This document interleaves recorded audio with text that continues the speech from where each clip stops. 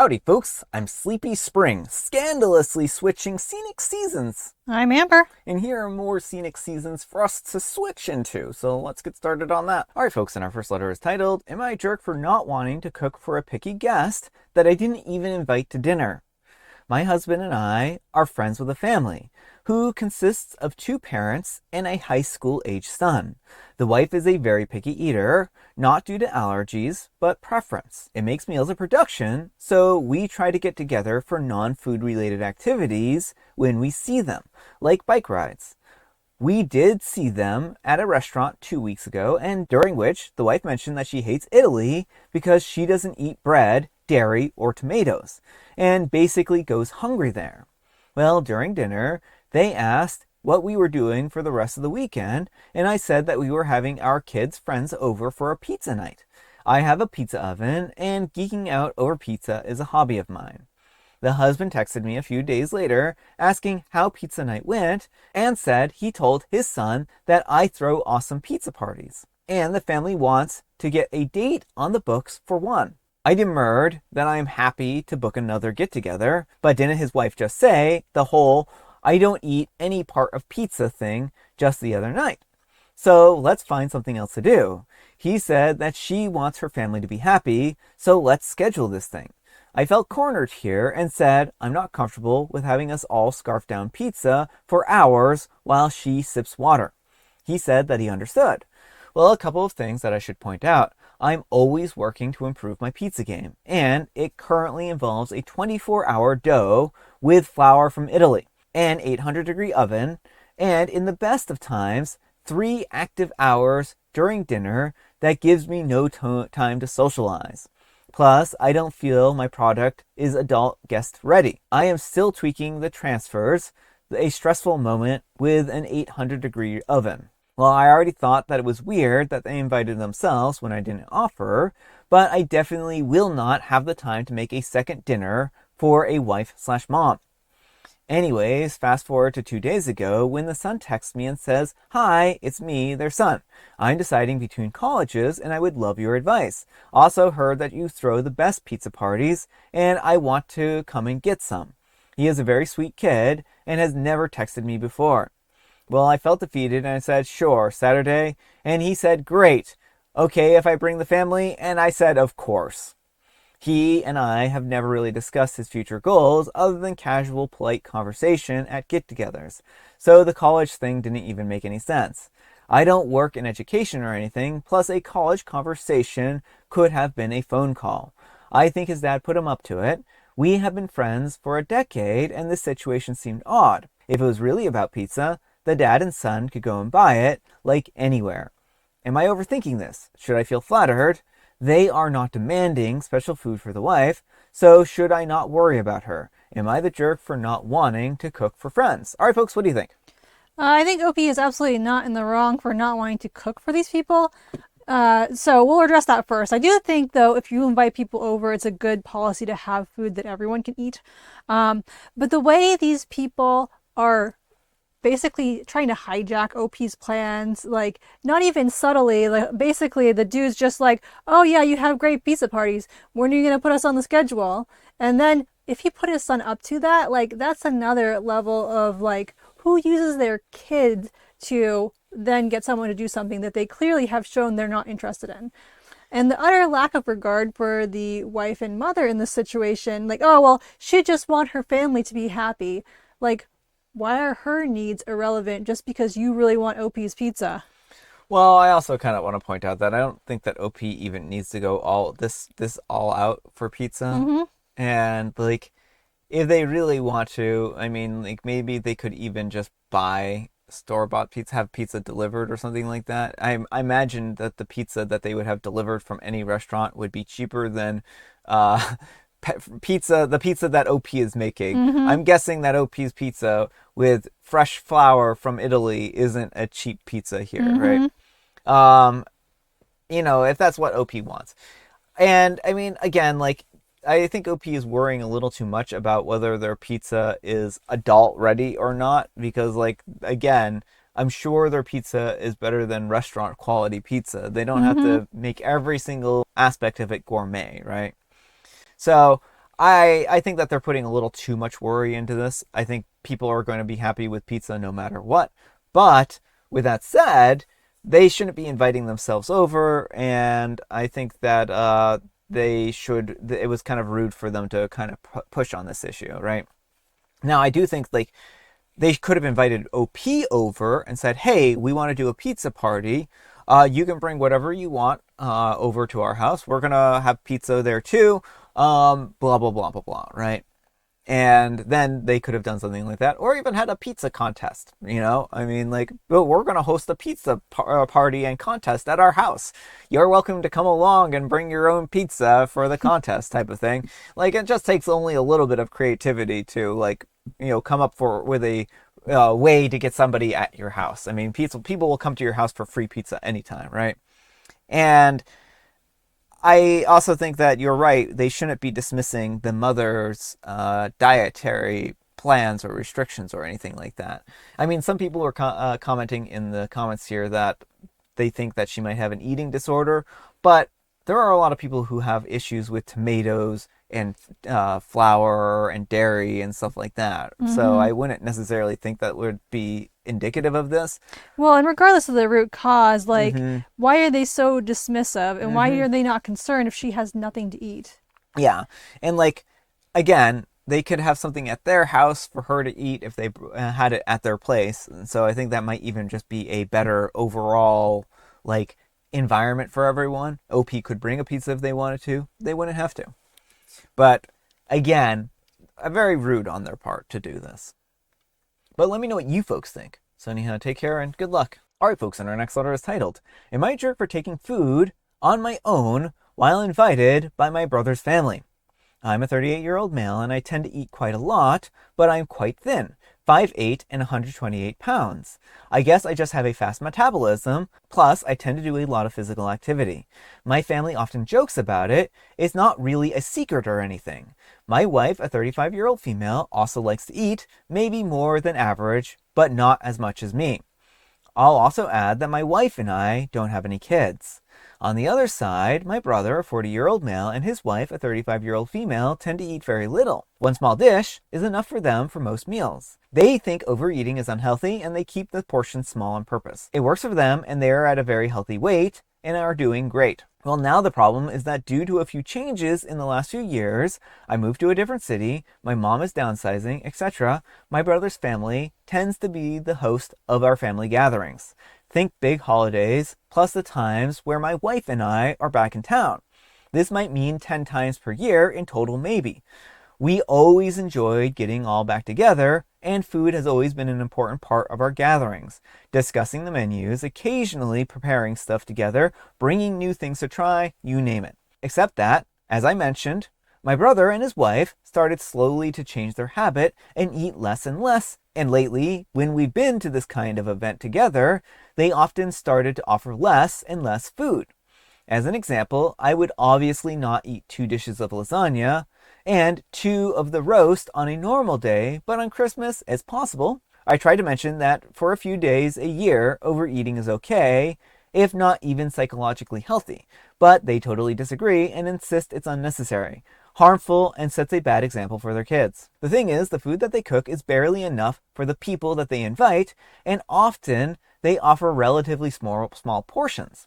Don't even ask if a guest wants a second one, and already discuss what to do with the leftovers during the lunch, assuming people don't want any more anyways.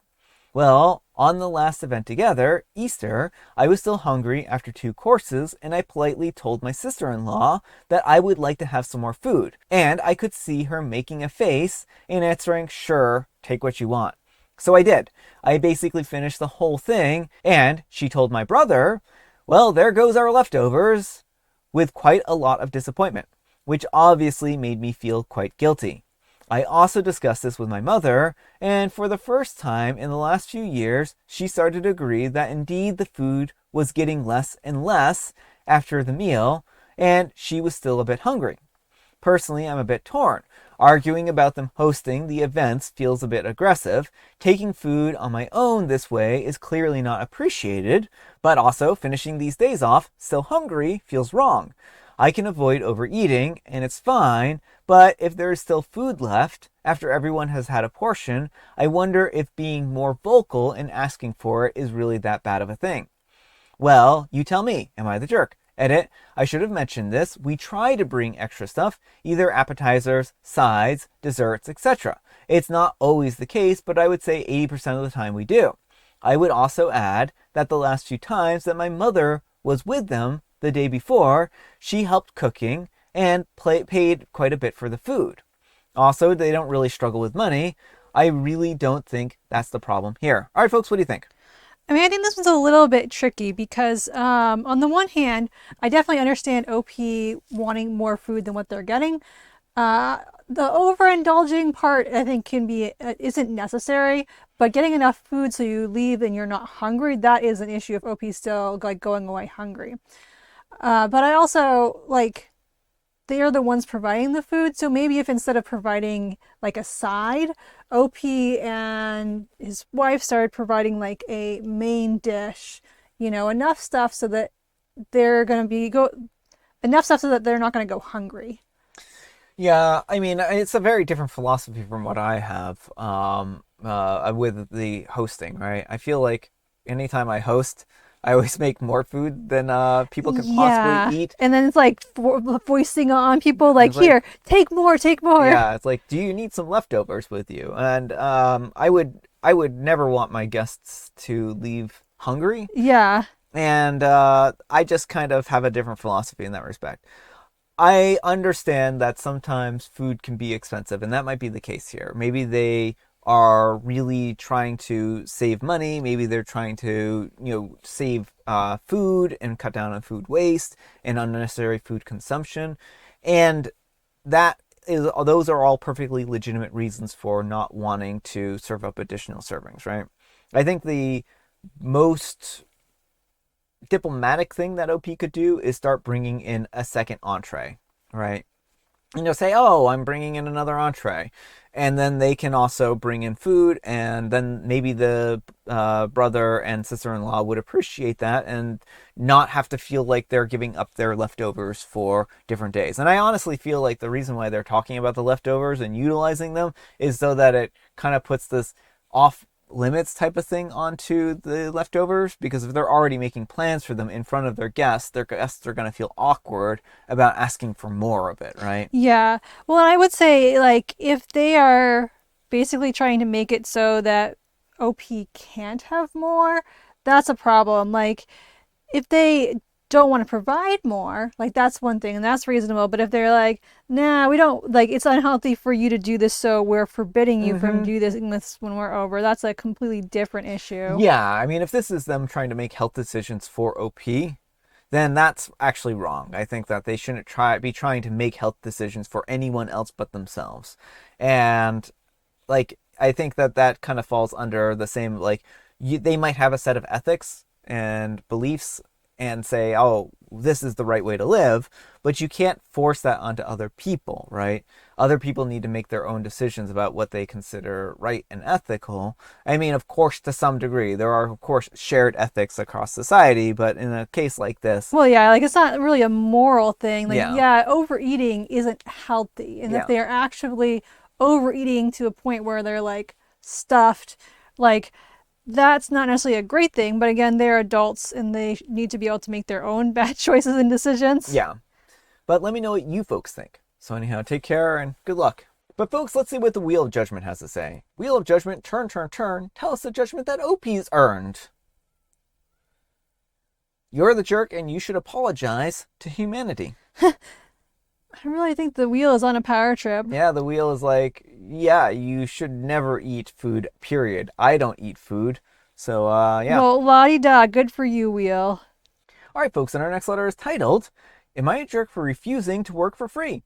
My wife and I work at the same small gas station and store in our very small town. This is not in the USA, just to be clear. Since the gas station and the town are so small, there is usually only one person on shift. However, my wife has gotten into the habit of calling me whenever she is on shift just to help out with this one box. It's too heavy for me, or I need something from the top shelf in the back. I can't reach it. I don't mind helping. It's my wife. The problem is, when I get there, she always has several things for me to do.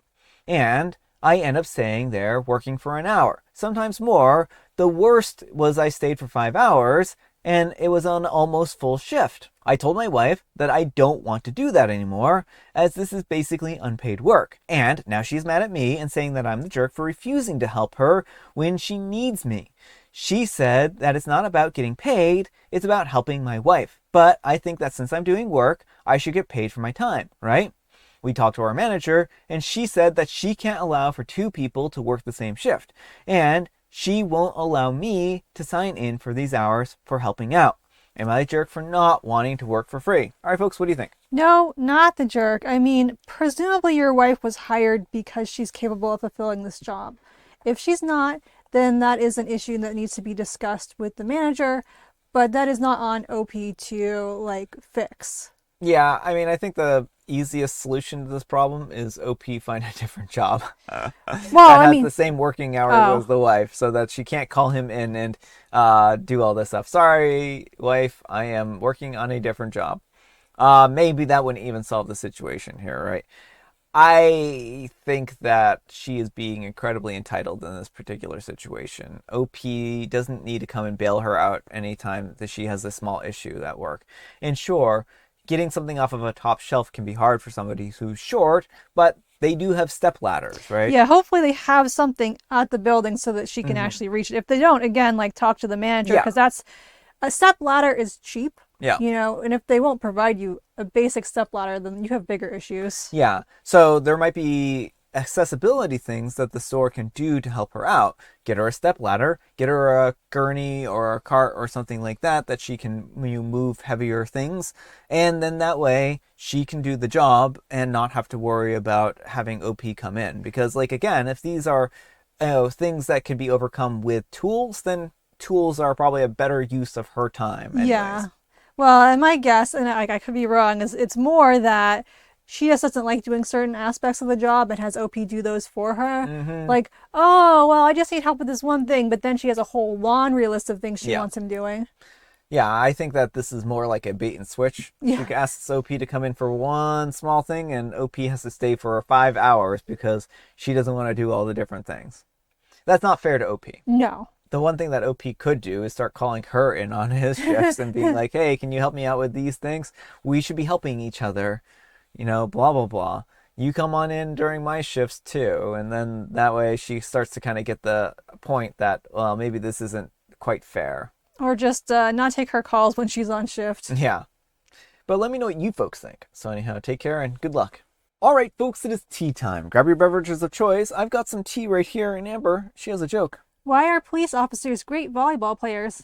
Police officers are great volleyball players because they cuff the volleyballs, and the volleyballs just can't go anywhere, and so they never fall to the ground. So they, have that aspect of it, and I guess that's the reason. They're trained to serve and protect. Oh. And we've got a dad fact today. Ooh. The average age of first-time dads in the United States is 29 years old. Very good. So if you are 29 and you're a dad now, congratulations, you're average. All right, folks, that's all the time we have for today. Thank you so much for watching. Happy special Sunday, folks. And you know what makes it special? You do. Amber does too. And Brian does too. Amber, we need some kind of moral advice and or guidance, and please have it on entitled requests.